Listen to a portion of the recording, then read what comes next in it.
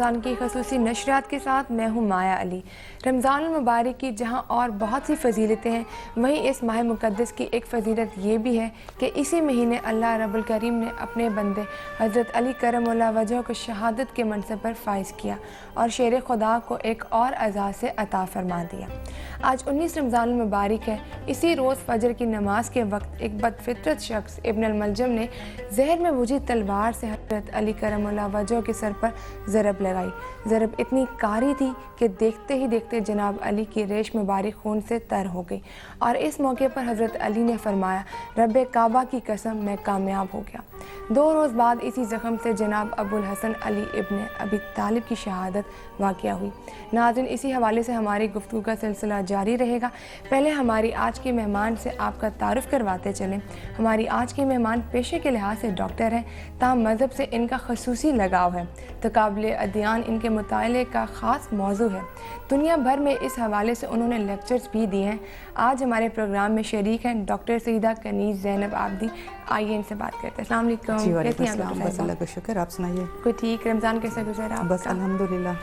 کوئی کیا مصروفیت ہو جاتی ہے آپ کی رمضان میں؟ بس افطاری کے بعد کلینک جاتی ہوں، پیشنٹس دیکھتی ہوں، کبھی 12 کبھی 1 بج جاتا ہے۔ چونکہ آپ کو پنکچرسٹ ہوں، میں نیڈل سے علاج کرتی ہوں اور کوشش کرتی ہوں ڈیفیکلٹ کیسز جو کہیں سے ٹھیک نہ ہوئے ہیں وہی لوں، تو پھر وہ آپ پوری توجہ سے چیلنج لینا آپ کو بالکل پسند چیلنج ہے۔ لینا اچھا لگتا ہے۔ آج 19واں روزہ ہے اور حضرت علی کرم اللہ وجہ کی آج کے دن ان کو ضرب لگی جی تھی، بالکل۔ اس کے بارے میں آپ کیا کہیں گے؟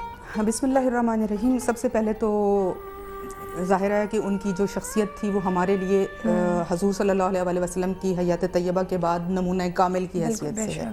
ان کی زندگی میں بھی جو کچھ انہوں نے کیا، صرف کہا نہیں، جیسے ہمارے ہاں لفظوں پہ اور جو ظاہر ہے اس پہ بہت زور دیا جاتا ہے، لیکن آپ اگر حضرت علی علیہ السلام کی زندگی کو غور سے دیکھیں تو پہلے دن سے لے کے آخری دن تک، جیسے آپ نے فرمایا کہ جیسے یہ ضربت لگی تو بھی آپ نے فرمایا کہ فزت برب کعبہ، کہ اللہ تعالیٰ کے جو کعبہ ہے اس کے رب کی قسم میں فائز اور سعید ہوں، یعنی کامیاب انسان تھے وہ۔ چاہے نماز میں رہے تو بھی کامیاب تھے، چاہے وہ جنگ کے میدان میں ہوں تب بھی، شجاعت دیکھیں تب بھی، صبر اور حوصلہ دیکھیں تب بھی۔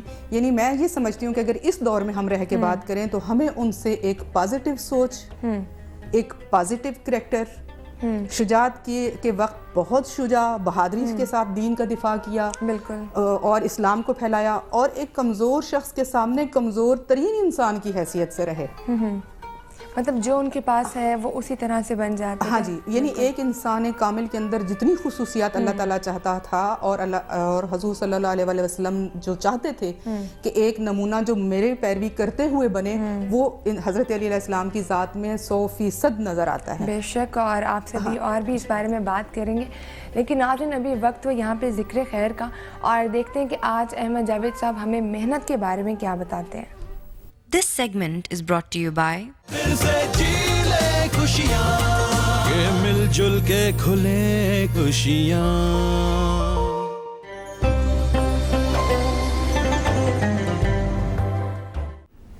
ایک دانشمند آدمی ادھر ادھر کی سیر کرتے ہوئے ایک بستی میں جا نکلا، اور اس نے یہ قصد کر لیا کہ اب وہ اپنی باقی زندگی اسی بستی میں گزارے گا جہاں کے آدمی اچھے ہیں، جہاں کی چیزیں خوبصورت ہیں۔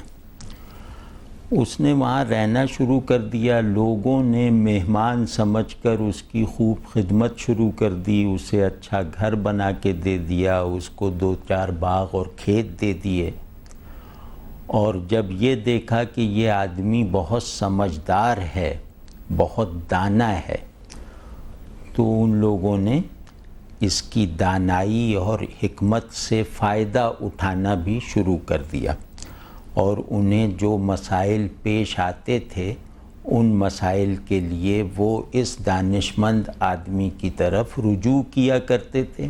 تو اس طرح اس شخص کا احترام اور اس کی ساکھ بستی والوں میں پوری طرح بن گئی، اور اس نے بستی کی مرکزی شخصیت کی پوزیشن جیسے سنبھال لی۔ ایک دن اس کے پاس ایک نوجوان آیا۔ وہ نوجوان تھا تو اسی بستی کا، لیکن اسے پڑھنے اور معاش کے لیے کسی اور شہر میں جا کے رہنا پڑا تھا، اور فی الحال وہ تھوڑے ہی دنوں کے لیے اپنے وطن آیا تھا۔ تو جس شہر میں وہ پڑھتا اور ملازمت کرتا تھا وہاں کی زندگی اسے مشکلات اور مسئلوں سے بھری ہوئی لگتی تھی، اور وہ خاصی کنفیوژنز کا شکار تھا۔ جب بھی چھٹیوں میں اپنی بستی کی طرف آتا تو وہ محسوس کرتا کہ بستی کے ساتھ اس کی اجنبیت میں اضافہ ہوتا چلا جا رہا ہے۔ تو خیر وہ اس مرد دانا کے پاس حاضر ہوا اور کہا کہ جناب، میں اپنا مسئلہ آپ کے آگے رکھنا چاہتا ہوں، میں اپنی طرف سے تو مایوس ہو چکا ہوں۔ تو انہوں نے کہا کہ ہاں بتاؤ۔ تو کہنے کیونکہ میرا مسئلہ احوالی اور احساساتی زیادہ ہے، ذہنی نہیں ہے، لہٰذا میں اپنا مسئلہ ایک تمثیل کی صورت میں بیان کرنا چاہتا ہوں، آپ جس طرح مناسب سمجھیں اس کا جواب دے دیں۔ تو انہوں نے کہا بالکل بتاؤ۔ تو اس نے کہا کہ جناب، ایک آدمی ہے، اسے راستہ طے کرنا ہے، اسے منزل کے رخ کا پتہ ہے، لیکن بدنصیبی یہ ہے کہ وہ سفر کے جس مرحلے پر اور راستے کے جس ٹکڑے میں کھڑا ہوا ہے اس کے چاروں طرف کیچڑ اور دلدل چھائی ہوئی ہے۔ انہوں نے کہا کہ وہ آدمی جو کیچڑ اور دلدلوں میں گھرا ہوا ہے اور اسے چلتے رہنے کی ضرورت ہے، اسے چاہیے کہ وہ ایسی سچویشن میں اڑنا سیکھ لے۔ پرواز اور بلندی تمام رکاوٹوں، تمام مصیبتوں کا واحد علاج ہے۔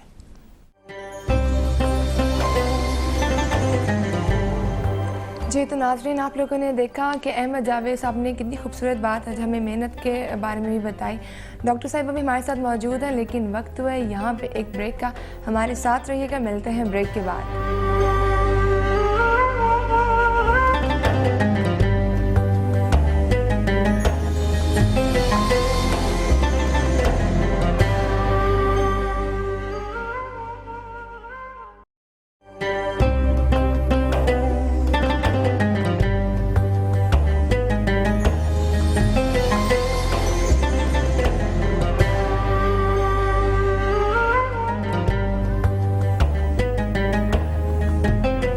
کے سماں میں ایک بار پھر سے خوش آمدید ہے۔ میرے ساتھ موجود ہیں جی ڈاکٹر صاحبہ، ان سے بات کرتے ہیں۔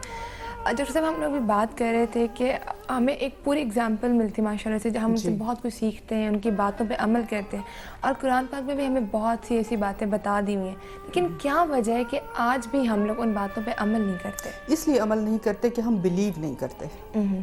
ہم زبان سے تو بلیو کا دعویٰ کرتے ہیں، لیکن ہم ان چیزوں کے اوپر یقین نہیں رکھتے۔ مثال کے طور پہ اگر ایک انسان کو اپنی موت کا یقین ہے کہ اس نے آنا ہی آنا ہے، جی بالکل، تو آپ اس موت کے آنے سے پہلے اپنے سارے کام جو ہیں کرنے والے کمپلیٹ کر لیتے ہیں۔ اگر ہم کمپلیٹ نہیں کر رہے تو اس کا مطلب ہے کہ ہم دعویٰ تو کر رہے ہیں کیونکہ عقیدے میں شامل ہے، ماں سے سن لیا، باپ سے سن لیا، معاشرہ کہہ رہا ہے، بلیو نہیں ہے۔ مطلب ہم لوگ اس پہ بلیو نہیں کرتے، بس سن لی بات اور بس اس کو سنی۔ مثال کے طور پہ دیکھیں، حضرت علی علیہ السلام کی یقین کی ہم بات کرتے ہیں جی کہ شب ہجرت آپ کو بستر پہ سلا دیا گیا، اور آپ خود فرماتے ہیں کہ جتنی بہترین نیند مجھے اس رات آئی ہے میں کبھی نہیں سویا۔ حالانکہ وہ رات سب جانتے ہیں کہ وہ ایسی رات تھی کہ کوئی شخص صرف یہی سوچ لیتا کہ میرے گھر کے باہر میرے دشمن موجود ہیں تو وہ کبھی بھی نہ سوئے۔ بالکل ٹھیک ہے نا؟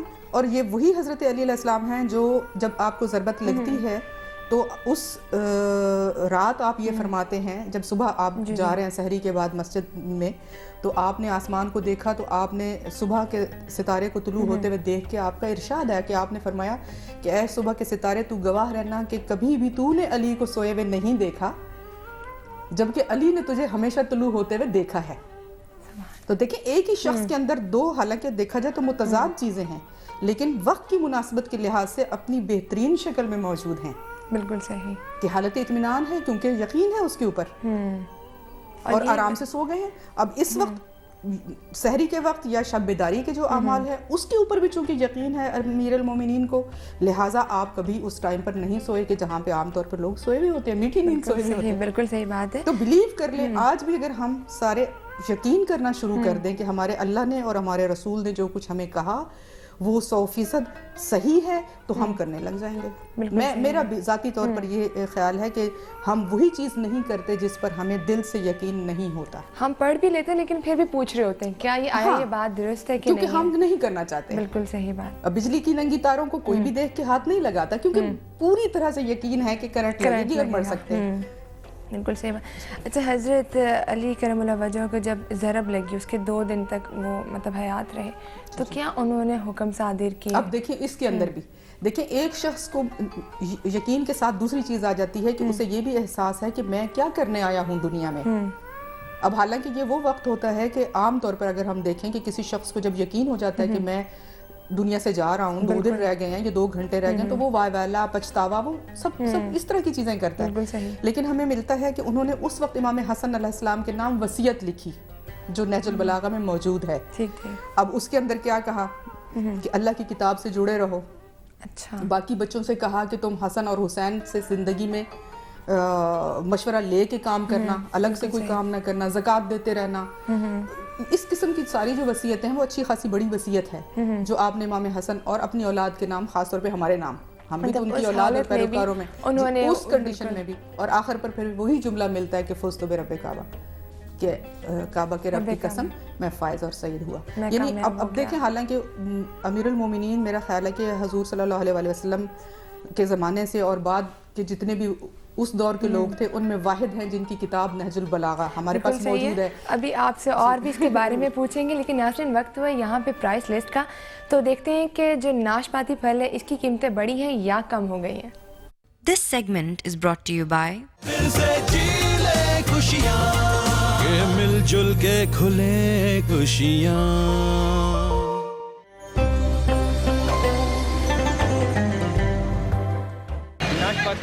माह सियाम में फलों का इस्तेमाल आम दिनों के मुकाबले में ज्यादा होता है। यही वजह है कि फलों की दुकानों और ठेलों पर खरीदारों का काफी रश देखने में आता है। नाशपाती अपने जायके और तवानाई के लिहाज से ज्यादा इस्तेमाल होने वाले फलों में से एक है। आम मार्केट में नाशपाती की कीमत 100 रुपए फी किलो है, जबकि सस्ते रमजान बाजारों में इसकी कीमत क्वालिटी के मुताबिक 40 से 55 रुपए फी किलो मुकर्रर की गई है। यहाँ पे रेट 55 रुपए किलो का रेट है और बाहर मार्केट में तकरीबन 80 रुपए से 100 रुपए किलो तक फरोख्त हो रही है। ये 50 से ऊपर हमें पड़ती है, 2-3 रुपए मार्जिन रख के हम 55 रुपए उन्होंने गवर्नमेंट ने रेट दिया, वही बेच रहे हैं। फल खरीदने वालों के मुताबिक सस्ते रमजान बाजारों में मिलने वाली नाशपाती का मयार और कीमत दोनों ही मुनासिब हैं। मार्केट की निस्बत रेट भी अच्छा है और वैसे भी यानी क्वालिटी बेहतर है। 55 रुपए किलो है और आई थिंक 2011 में 55 रुपए किलो अगर आपको एक फ्रूट मिल जाता है वो भी ताज़ा अच्छी शेप में, तो इट्स नॉट बैड।